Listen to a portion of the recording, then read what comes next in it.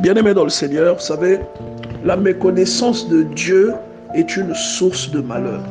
Vous savez qu'il y a même des hommes qui s'allient à leur maman pour parler du mal de leur propre épouse. Vous savez que si vous ne comprenez pas le sens du mariage, vous ne comprendrez jamais la relation que vous avez avec Dieu.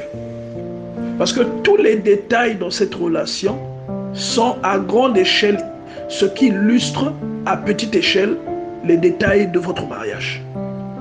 Donc je répète, tout ce que vous vivez dans votre relation avec Dieu, c'est une illustration à grande échelle de ce que vous vivez dans votre mariage avec votre conjoint. Et Ephésiens chapitre 5 verset 22 au verset 33 nous en donne des riches détails.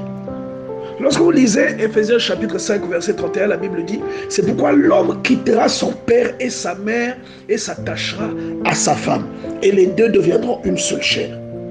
Et au verset 32 on dit: ce mystère est grand, je le dis à cause de Christ et de l'Église.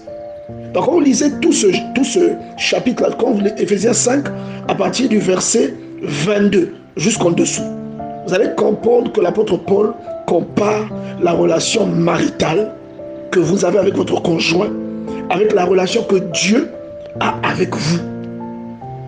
En quelque sorte, dans votre relation avec Dieu, il y a un équivalent en analogie avec votre vie de couple.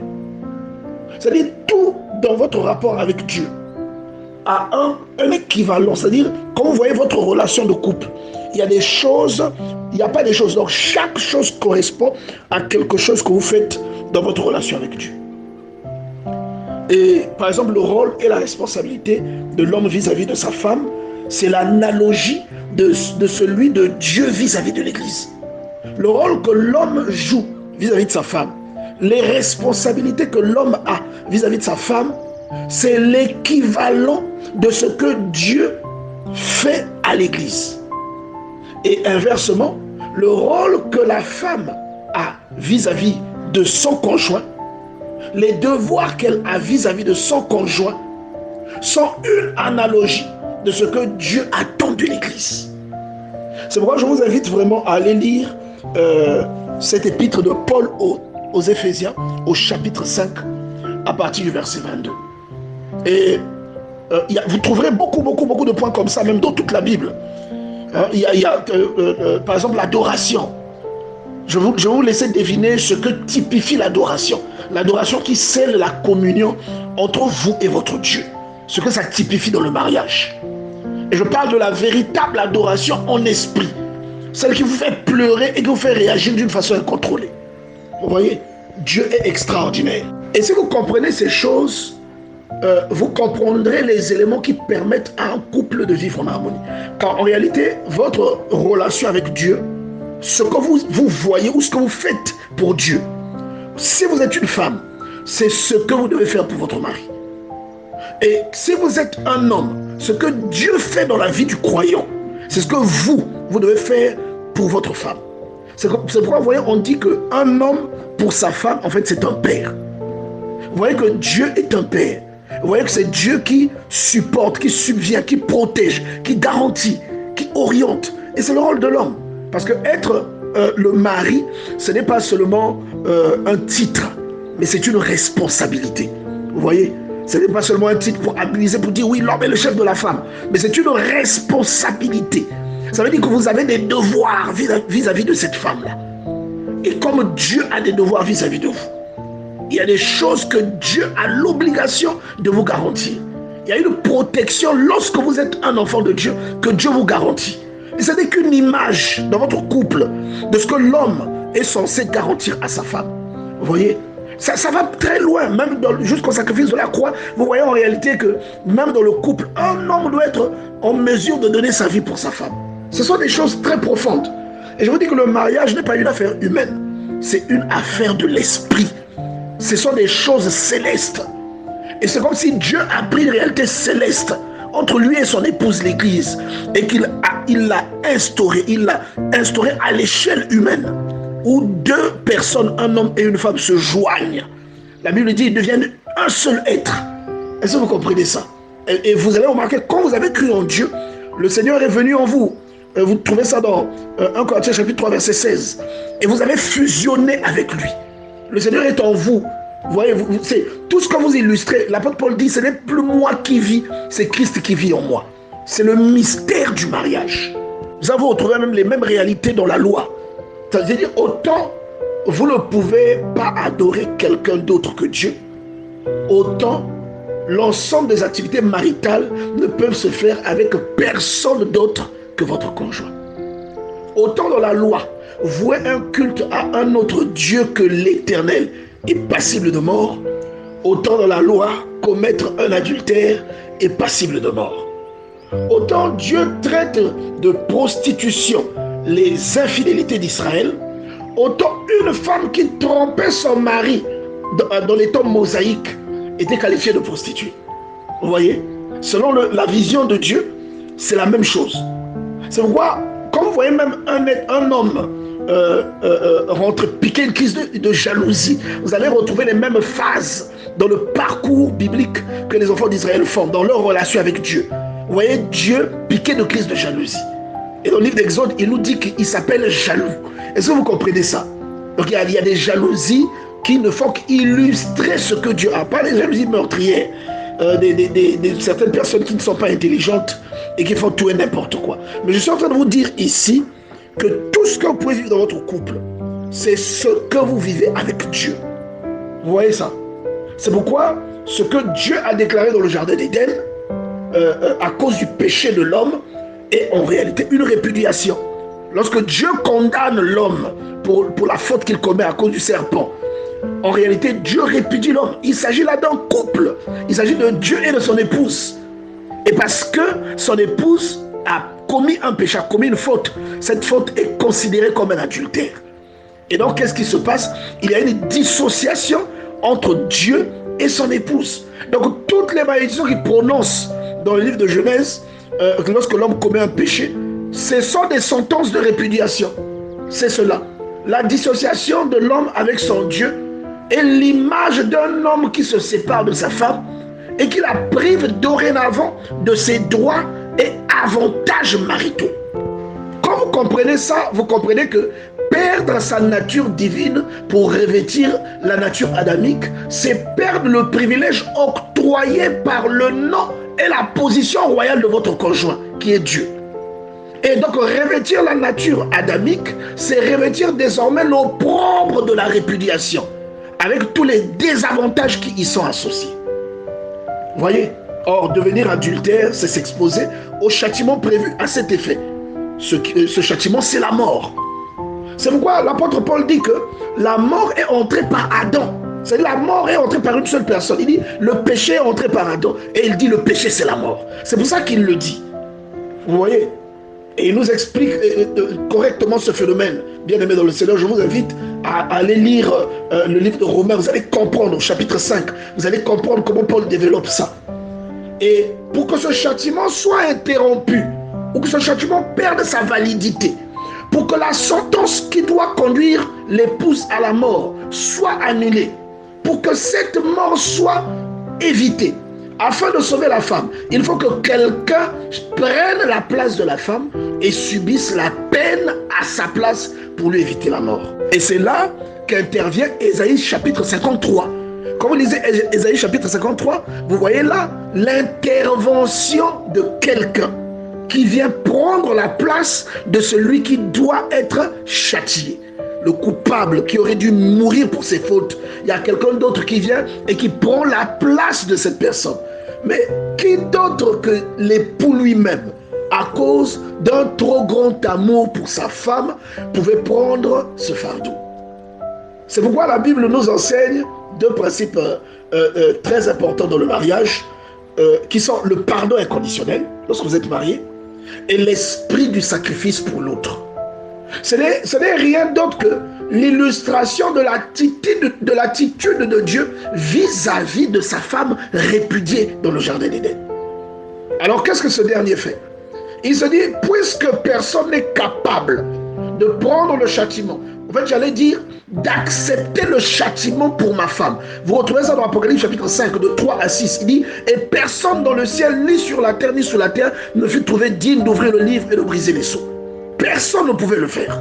Vous voyez? Et qu'est-ce qu'à ce moment, il y a une solution, puisque c'est dur d'accepter la mort pour quelqu'un d'autre. Et l'amour accepte tout. Et celui qui ne peut pas prendre cette place pour toi, il ne peut pas t'aimer plus que celui qui prend cette place pour toi.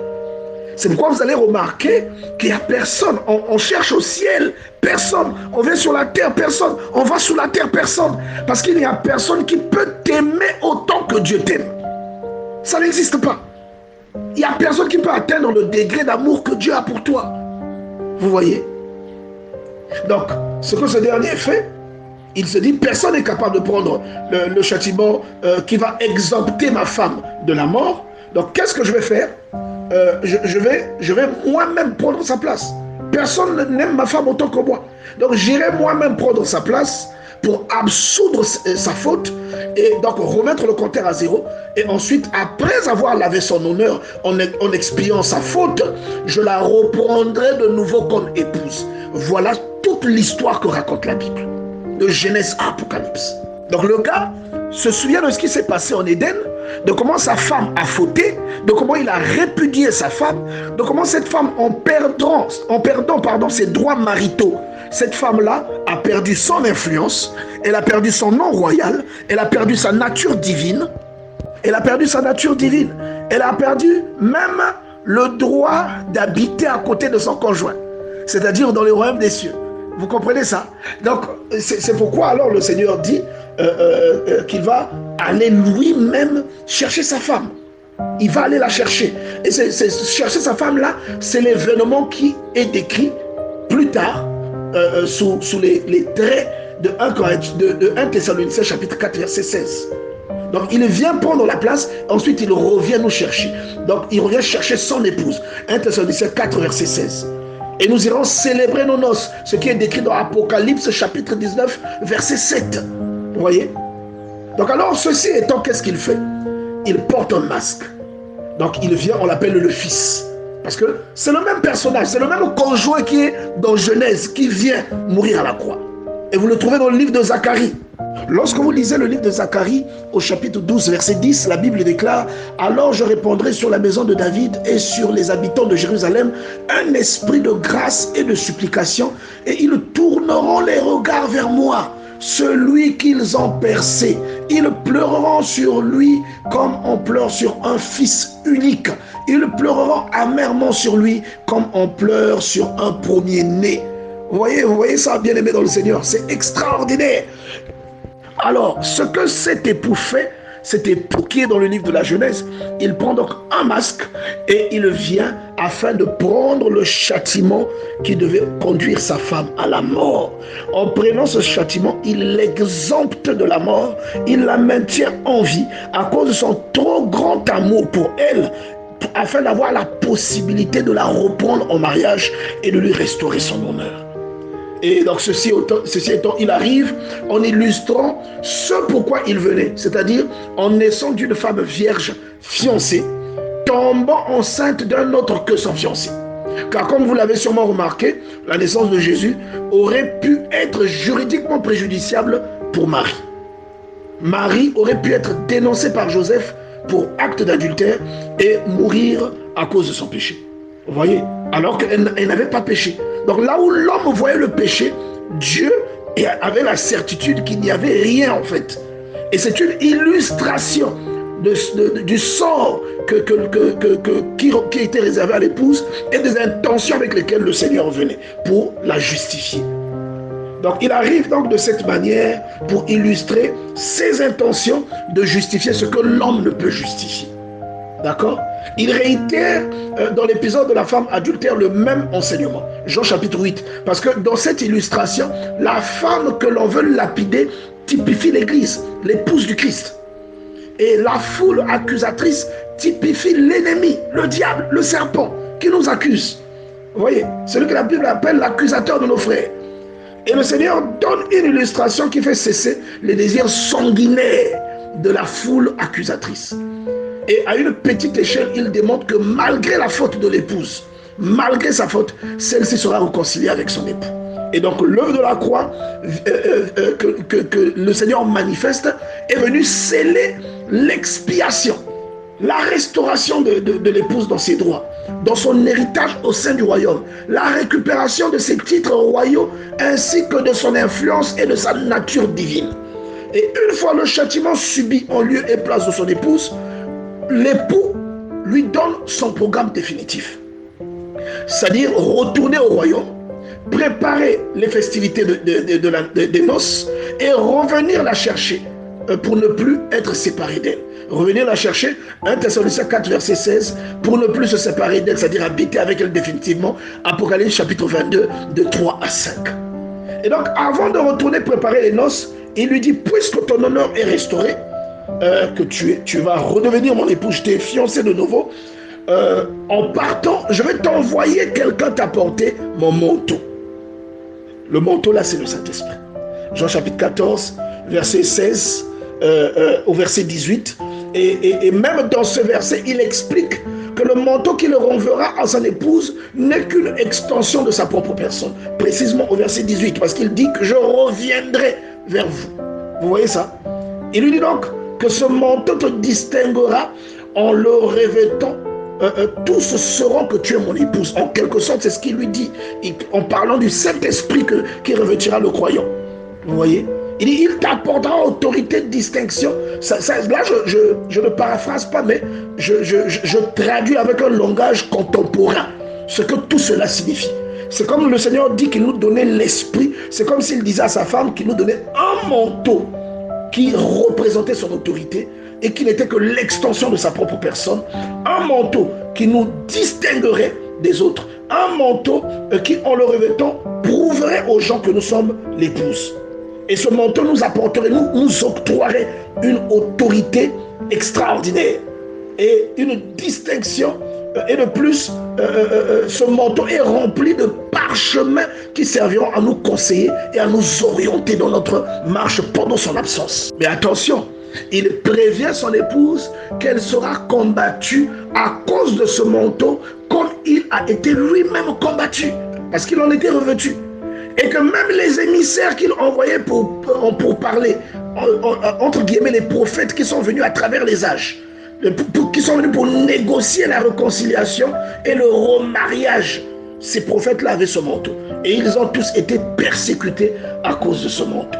Vous voyez, c'est même ce que Étienne, dans le livre des Actes des Apôtres, dit aux Juifs. On dit, ce que vos pères ont été, vous l'êtes aussi. Lequel des prophètes n'avez-vous pas persécuté? Vous voyez, tous ceux qui portent le manteau sont persécutés. Et toi qui m'écoutes, si tu as ce manteau, tu vis certainement ces persécutions que le Seigneur mentionnait ici. Et le cas échéant, ne perds pas ce manteau avant son retour. Garde-le toujours sur tes épaules, car c'est le signe distinctif entre le blé et l'ivraie.